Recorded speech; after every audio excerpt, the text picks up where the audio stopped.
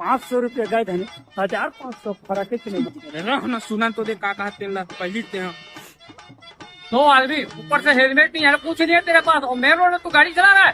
अरे छोटो 2000 रुपये का कितना सुबह सुबह ले आते हैं अब 2000 का आते अब मैं कहाँ बता दूंगा चुप काका प्लान बी काका प्लान बी सर बोलना जोर से की लगा सर मैं ना निपट के आता हूँ तो जो भी लेन देन है ना एक हाथ से ले ले मैं जाता हूँ।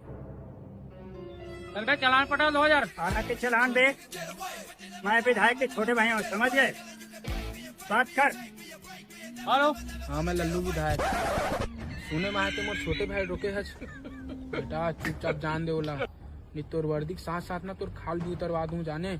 अरे पूरा जिंदगी भर याद रख बे।